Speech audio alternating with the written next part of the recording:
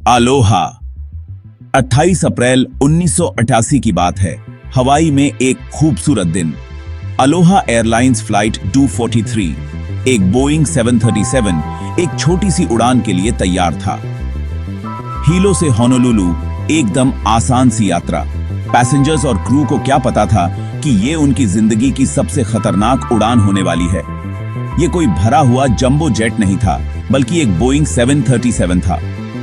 आसमान का एक घोड़ा। कैबिन छोटा था, पर अलोहा स्पिरिट हर जगह महसूस हो रहा था। प्लेन में 89 पैसेंजर्स और 6 क्रू मेंबर्स थे।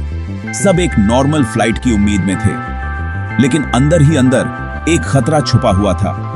मेटल फटीग, एक साइलेंट स्टॉकर, प्लेन के पुराने बॉडी को कमजोर कर रहा था। बस अब इंतजार था उस खौफनाक पल का, जब इंसान की हिम्मत की परीक्षा होने वाली थी। बोइंग 737 हवाई के नीले आसमान में ऊपर उठ रहा था। सब कुछ नॉर्मल लग रहा था। तभी एक पैसेंजर ने कुछ अजीब देखा। उसके सर के ऊपर फ्यूसेलाज पर एक छोटी सी दरार थी।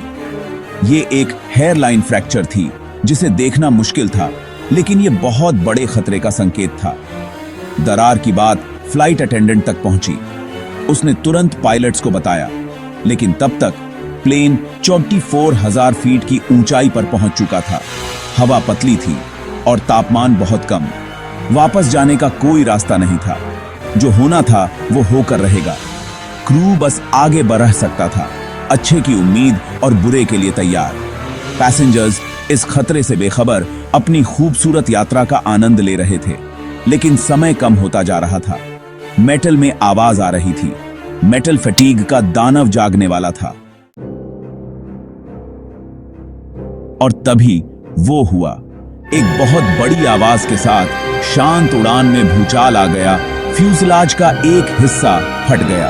एयरक्राफ्ट की छत फर्स्ट क्लास कैबिन के आगे से लेकर विंग्स तक गायब हो गई। ये किसी डिजास्टर मूवी का सीन लग रहा था, लेकिन ये हकीकत थी। कैबिन पलक झपकते ही एक विंड टनल में बदल गया। काग्स, लगेज और एक फ्लाइट अटेंडेंट तक बाहर हवा में उड़ गए। ये ताकत इतनी तेज थी कि कुछ पैसेंजर्स अपनी सीट से खींचे जाने लगे। हर तरफ चीख पुकार मच गई। ऑक्सीजन मास्क नीचे गिरे, लेकिन इस खौफ के सामने वो भी कम पड़ रहे थे। प्लेन अब एक घायल पंछी की तरह हवा में हिलने लगा, और ऐसा लग रहा था कि अब ये सीधा नीचे गिरने वाला है। अपने आप को अपनी सीट से बंधे हुए कल्पना करो। तेज हवा आपके पास से सैकड़ों मील प्रति घंटे की रफ्तार से गुजर रही है। हवा इतनी पतली है कि सांस लेना भी मुश्किल हो रहा है। तापमान बहुत तेजी से गिर रहा है। फ्लाइट 243 में बैठे लोगों के लिए यही हकीकत थी। पैसेंजर्स अपनी सीटों से चिपके हुए थे। उनके दिल जोर जोर से धड़क रहे थे। कुछ प्रार्थना कर रहे थे, कुछ रो रहे थे। हवा का शोर इतना तेज था कि बात करना भी नामुमकिन था। हर कोई अपनी जान बचाने की कोशिश कर रहा था। फिर भी इस अफरा तफरी में भी हिम्मत की किरणें दिखाई दे रही थीं। पैसेंजर्स एक दूसरे को ऑक्सीजन मास्क पहनने में मदद कर रहे थे।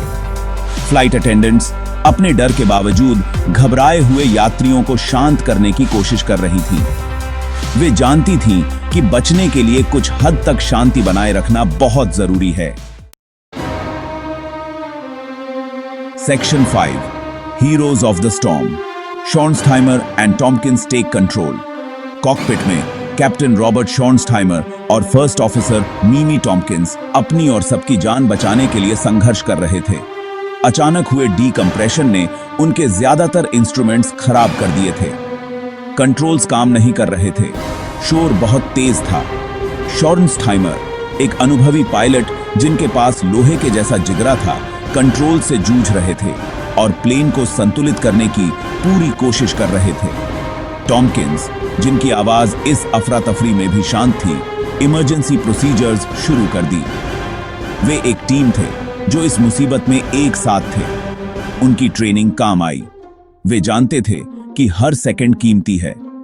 एल्टीट्यूड कम करना था और जल्दी से जल्दी।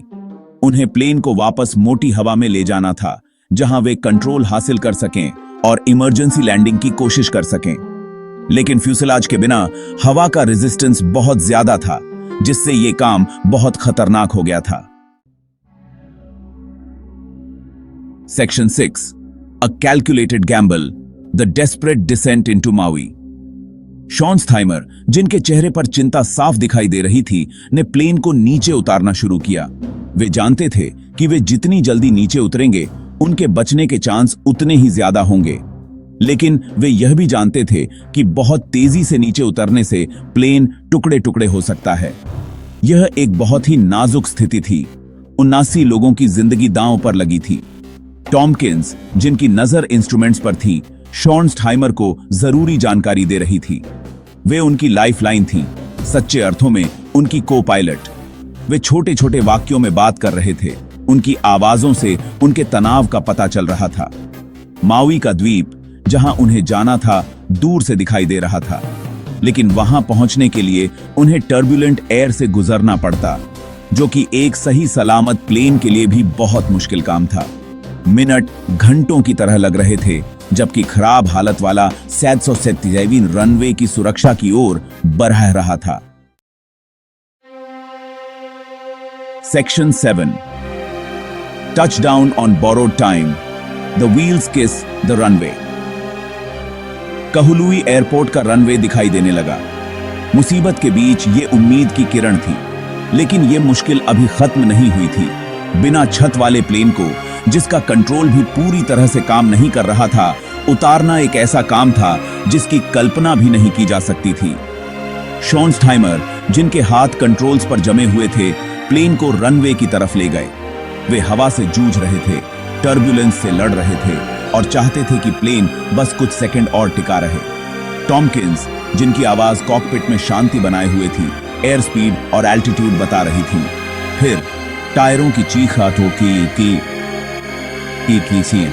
और सभी लोगों की राहत भरी सांस के साथ फ्लाइट 243 जमीन पर उतर गया। ये कोई सुंदर लैंडिंग नहीं थी, लेकिन ये लैंडिंग थी। मुसीबतों के बावजूद जीत। प्लेन रनवे पर फिसलता हुआ आगे बढ़ा और आखिरकार रुक गया। नर्क की ये यात्रा पूरी हुई। Section 8, aftermath and legacy, lessons learned from a near tragedy. Flight 243 के बाद राहत और सोच का माहौल था। चमत्कारिक रूप से प्लेन को इतना नुकसान होने के बावजूद सिर्फ एक ही व्यक्ति की मृत्यु हुई, फ्लाइट अटेंडेंट क्लैराबेल लैंसिंग, जो डीकंप्रेशन के दौरान हवा में उड़ गई थी। दुनिया ने पायलट्स के कौशल और यात्रियों की हिम्मत को सलाम किया। इस घटना ने हमें प्रकृति की ताकत और एविएशन सेफ्टी के महत्व की याद दिलाई। इसके बाद हुई जांच से एयरक्राफ्ट मेंटेनेंस प्रोसीजर्स में बड़े बदलाव हुए, खासकर मेटल फटीग का पता लगाने के तरीकों में। अलोहा एयरलाइंस फ्लाइट 243 की कहानी हमें बताती है कि इंसान की आत्मा कितनी मजबूत होती है कि वो सबसे बुरी स्थिति का सामना भी कर सकती है। ये हमें याद दिलाती है कि खतरे के समय में भी हिम्मत और तेज दिमाग से हम बड़ी से बड़ी मुसीबत से भी बाहर निकल सकते हैं।